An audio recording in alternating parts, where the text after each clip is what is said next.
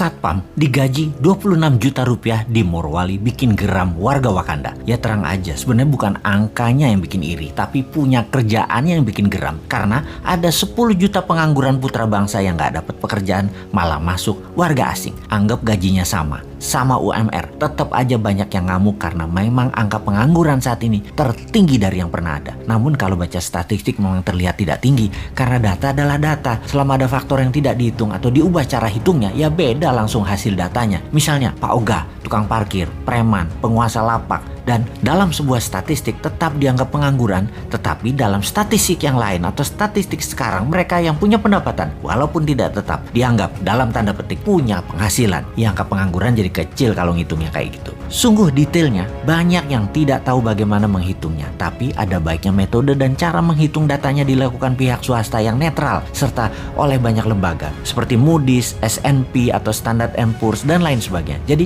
kita kembali ke topik aja deh.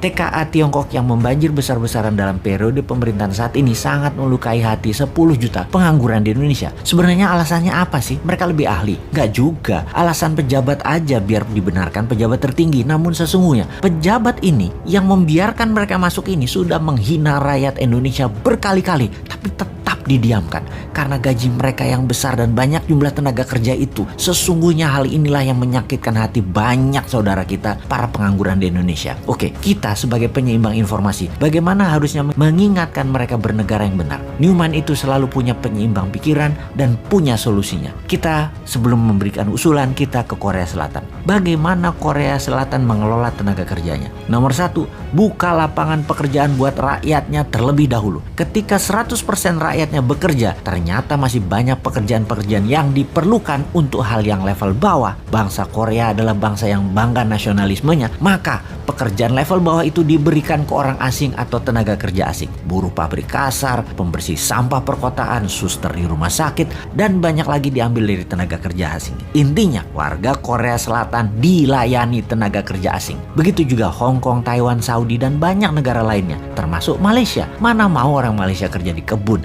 mending tenaga kerja asing yang melakukan dirty work itu. Dan dari beberapa negara tersebut, warga Indonesia atau buruh migran Indonesia adalah putra Indonesia yang tidak disediakan oleh pemerintah lapangan pekerjaan itu jadi budak di negeri orang. Singkatnya, kalau di negeri Wakanda, asing yang didahulukan dan dilayani oleh warga Wakanda dan pejabat Wakanda. Sedangkan rakyatnya Wakanda dianggurin plus disuruh kerja ke luar negeri jadi budak melayani bangsa asing. Jadi budak melayani bangsa asing. Solusinya Newman bagaimana? Tentunya solusi yang kita berikan pada old might penguasa. Solusinya Newman bagaimana? Solusinya adalah UKM Indonesia yang memberikan 97% lapangan pekerjaan dikembangkan, di scale up. Di setiap cabang bertumbuh dari usaha UKM atau bisnis UKM yang baru muncul di kelas menengah umumnya, rata-rata akan memberikan 20 orang lapangan pekerja baru. Kalau ada 1 juta UKM tumbuh, lapangan pekerjaannya adalah 20 juta manusia Indonesia bekerja. Hanya 1 juta UKM ditumbuhkan. Dari 6 juta UKM kelas menengah, itu sudah 20 juta manusia Indonesia